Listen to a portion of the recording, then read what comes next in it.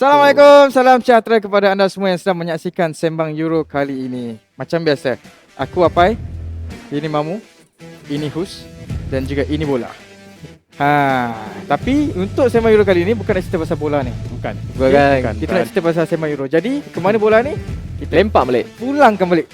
Baik. Macam tu je. Macam tu je kita baling. Dan macam cakap tadi, kita nak sembang pasal Euro 2020, terutamanya game yang berlangsung awal pagi tadi, menyaksikan England pergi ke pusingan akhir. Bangga. Buat pertama kalinya selepas tahun 1966 tak silap aku. 66. Yes. 52 tahun. Berapa lama tu penantian penyokong-penyokong England dan juga player-player England untuk menantikan pasukan tu mara ke final. Baru mara ke final. Belum tahu lagi apa resultnya di final nanti. Tapi kita sabar dulu, tak nak cerita pasal final lagi. Belum main lagi pun. Belum kemuncak hitam final. England menentang Denmark. Keputusannya berakhir dengan 2-1. Ada sebab kenapa aku pakai full set hitam hari ini. Sebab aku dalam mood berkabung sebenarnya dengan player-player Denmark. Oh iya ke? Ya. Patut semua hitam. All black. Menyatakan kekecewaan aku melalui pakaian aku. Jangan sedih bang. Aku frust sebenarnya sebab aku macam mana tak apalah. Aku tanya kau dululah. Tak apa, jangan nangis. Kan nangis tapi kan Sedih. Untuk perlawanan semalam atau pagi tadi, England. Kita sembang Denmark kejap lagi. England dulu. Boleh. Performance England sepanjang Euro 2020 ni sampai ke pagi tadi. Performa England kalau tengok pada permulaan Euro baru-baru ini, England agak suram sikit . Tapi di peringkat 16 dan semasa mereka kalahkan Jerman dan Ukraine, dan semalam aku rasa performa England sangat-sangat baik, di mana serangan-serangan yang bertubi-tubi ke arah gawang Denmark menerusi itu wing kiri menerusi Sterling dan Luke Shaw, menyebabkan beberapa kali Denmark diasak. Dan kemudian, tapi aku ada satu cerita apa? yang berkenaan dengan Luke Shaw. Mungkin aku rasa ramai yang tak tahu ni. Sure. Sebab performa dia semalam membuatkan aku nak cerita benda ni. Okay. Pada tahun 2015.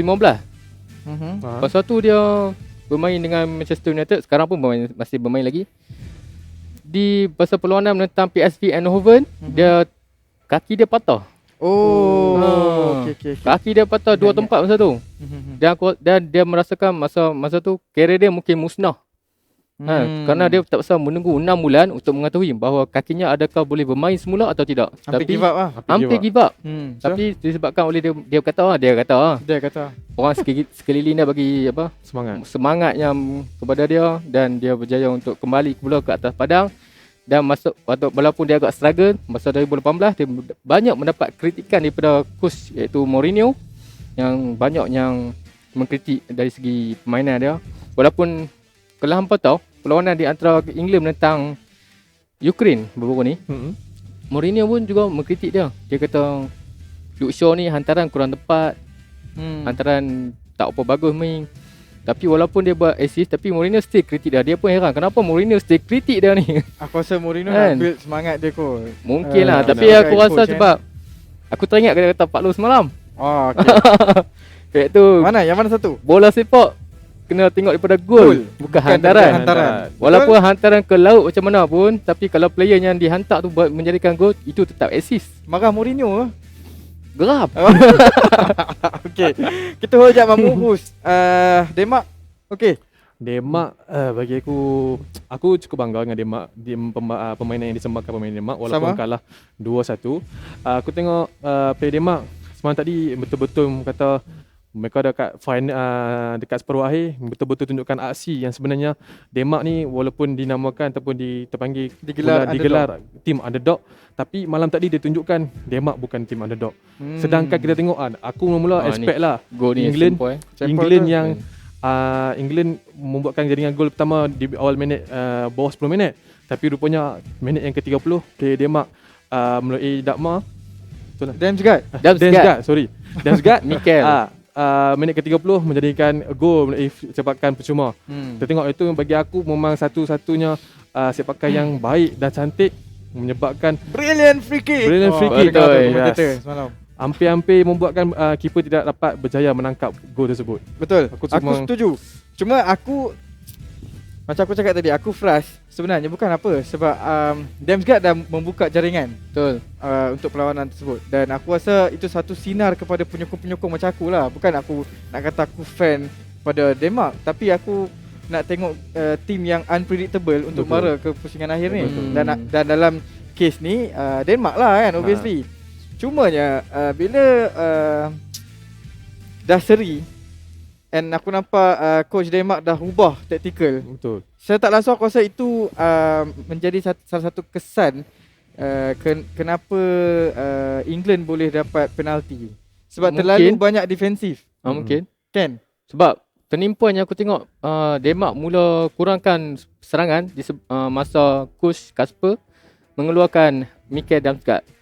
Memasukkan betul. Yusuf Poulsen menyebabkan kurang kreatif di bahagian hadapan. Jadi itu satu kebolehan kepada England untuk menyerang ke kubu Denmark, Betul. dan serangan bertubi-tubi di extra time menyebabkan penalti diberikan oleh oleh pengadil. Dan aku terutama aku cakap aku bangga jugalah tengok persembahan yang Denmark semalam. Betul. Terutama Mikkel Damsgaard Betul? kan. The next big thing. Pasal aku nak kreditkan sikit, aku puas hati dengan Denmark. Sebab apa? Sebab kubu pertahanan Denmark semalam adalah kubu yang terbaik yang aku pernah tengok.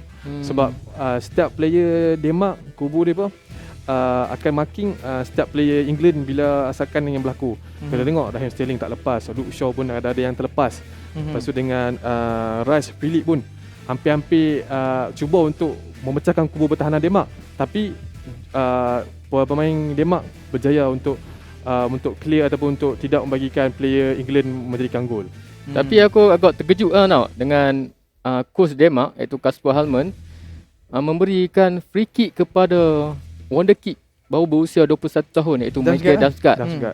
Pada aku dia dikelilingi oleh pemain senior di dalam squad, tapi kan coach tak memberikan dia, dan aku sangat-sangat teruja dengan gol semalam, iaitu dia berjaya memberikan gol memberi kepercayaan balik kepada Kasper Halman tu dan memberikan gol kepada Denmark. Betul. Kan? Dia bukan memberi kepercayaan ataupun membayar balik kepercayaan diberi kepada coachnya, tapi juga aku rasa untuk semua player-player dan penyokong-penyokong Denmark lah terutamanya. Betul. Dan aku rasa 100% sure selepas ni Damsgaard tak akan bermain di Serie A lagi dah. Akan ada klub-klub besar yang sambar. Yes, aku rasa mungkin klub-klub dari APL atau Bundesliga, mungkin La Liga akan Tunggu masa sambar. je. Dah Wonder nampak kid. dah. Pemain muda berpotensi cerah di masa hadapan. Betul? Dan itu untuk Damsgaard dan juga Denmark. Berbalik pada England. Corak permainan untuk malam tadi. Aku rasa England setiap game memang laju. Betul. Sebenarnya. And it's up to opponent untuk counter macam mana. Untuk serap kelajuan tu ataupun untuk lawan balik. Kan? Tapi dengan corak yang diubah dalam taktikal Denmark tu, aku rasa dengan attacking yang bertalu-talu datang daripada England sendiri, aku rasa ini malam tadi, awal pagi tadi tu merupakan antara persembahan terbaik Denmark juga sebenarnya. Betul. Aku boleh cakap. Yang tu aku sokong semalam semua Denmark pun persembahan yang paling terbaik aku rasa. Sepanjang Yang Denmark tampilkan kat Euro 2020. #semangat Eriksen mungkin dia bawa. Mungkin kan, setelah di awal Euro 2020 kalah dengan Finland, kalah dengan Belgium dan kembalikan kemenangan kepada Denmark dan mara ke semifinal. Betul. Baik. Dan okey. So akhirnya kita dah tahu siapa yang akan mara ke final. Betul. Italy akan menentang England pada 12 Julai nanti. Isnin pukul 3 pagi. Kalau tak salah aku. 3 pagi. Pukul 3 pagi 3 pagi juga. Dan insyaAllah kami pun akan bersiaran macam biasa pada hari Isnin malam tu nanti. Cumanya nak borak sikit pasal Italy England.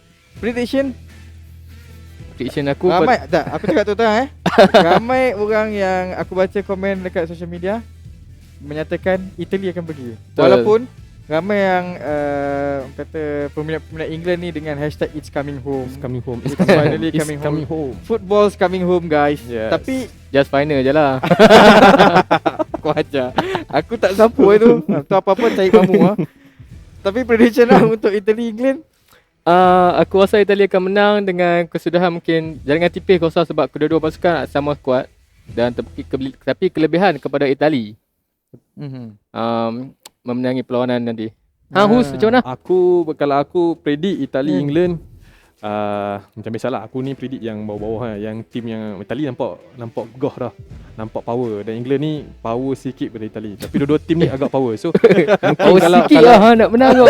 nak menang sikit. So Aku jadi pening. kalau game ni aku rasa boleh kot England sebab dia lawan kat rumah sendiri kan. Jadi takkan nak memalukan Betul. pasukan. Advantage tu pada England. Advantage paling besar sekali sebab lawan di rumah sendiri. Mungkin kalau menang oleh England dalam 2-1 ataupun seri, dia menang kat penalti. Tapi aku pun agak risau sebenarnya. Aku rasa pun kemungkinan England juga akan menang sebab kalau kita lihat dari segi statistik, open play pada England tak pernah bolos daripada open play. Betul. Kalau semalam pun bolos daripada bola mati iaitu free kick. Betul. Jadi aku rasa dengan gandingan backnya iaitu Manchester United dan Manchester City, Luke Shaw, Harry Maguire dan satu lagi iaitu midfielder iaitu Declan Rice dan Calvin Phillips. Kedua-dua ni pun ada memberi peranan kepada membantu backline England untuk menghalang asakan-asakan daripada pihak lawan. Jadi aku rasa dengan formasi yang ada sekarang ni, aku rasa Southgate akan mengekalkan formasi ini untuk menentang Itali nanti, untuk menghalang serangan-serangan Itali yang aku rasa agak laju. Okay. So kiranya Hang ikut apa Pak Long cakap semalam. Bola itu bulat, lalang Bola is itu pula everywhere. datang lalang is everywhere. Awak Walaupun tak lalang sangat aku ni? merasa dari segi aku memang nakkan Itali menang sebab Itali dah lama tak menang. Menang pun tahun 2006 itu World Cup. Jadi aku nak Itali menang. Itali kan dalam 2018 pun dia tak layak ke Piala Dunia. Jadi inilah tempat platform yang Itali nak menunjukkan diorang adalah kuasa bola sepak dunia. Walaupun tapi aku ada statistik aku. Okay. Dan aku merasakan England pun memberi cabaran kepada Itali sebab dari segi backline fullback England yang ada tu. Betul. Agak susah aku rasa untuk Itali untuk memasuki pertahanan England. Tapi kita tengok akan datang. Okay. Jap.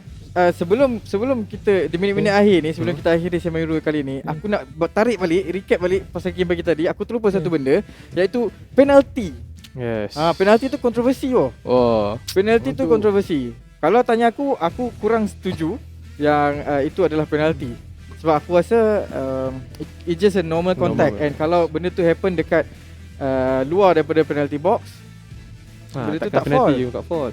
Aku rasa penalti kan, kalau kan ikutkan minit yang awal sebelum tu ada Harry Kane jatuh. Yang tu bagi aku maybe mungkin patut bagi penalti. Itu betul. Tapi Raheem Sterling ni aku tengok playback balik yang mereka tunjuk, agak sedikit body touch, bukan daripada kaki tapi daripada badan.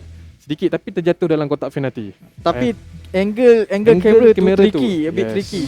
Cuma je mamu, apa yang aku nak tanya, okay, Hus dah cakap macam tu, sekarang ni aku nak minta pendapat Han juga.